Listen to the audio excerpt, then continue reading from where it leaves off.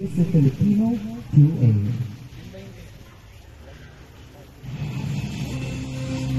Sa ulo ng mga nagbabagong balita sa oras na ito, isang babae umano ang nakaranas na matinding dahas sa kanyang sariling kasintahan, binugbog, iginapos at ipinulantay. Ang dahilan umano ng pagiging bayolente ng inares ng suspect, selos. Samantala, isang medyo na babae naman ang ginahasa umano ng 4 na kalalakihan sa Mandurrial, Iloilo City.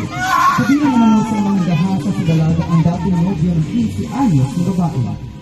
Isang babae naman sa Amerika na silang ang patay matapos parilin ng kanyang partner sa California noong March 6 sa harap ng kanyang mga anak. Pinangalanan si Romeo Nara, ang kinilalang suspect sa pagpaslang sa isang fill-out na babae. Halunos-lunos naman ang sinapit ng isang transgender woman na pinangalanan si Jennifer Laude matapos itong abutan na wala ng buhay sa loob ng isang hotel sa Olongapo City. Kinilalang si Joseph Scott Humberton na ang tumapos sa buhay ni Laude.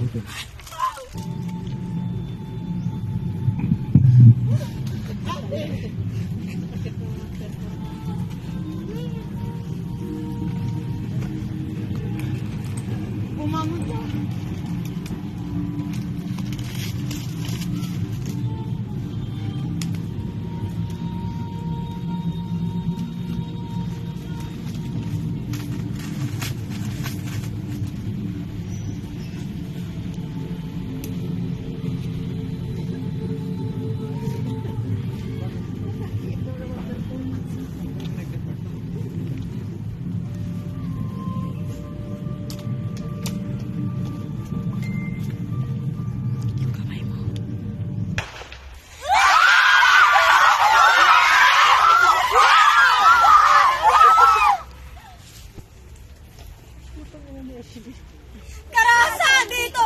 Karahasan doon! Bakit?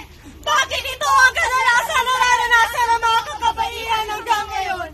Mga binibining minamaltrato at patuloy na inaabuso. Pilit na lumalaban sa kamay ng mga taong abusado. Mahina!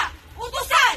Ganyan kami sa mata ng lipunan. Subalit, hindi matitinag sa anumang hinagpis na pinagdaraanan.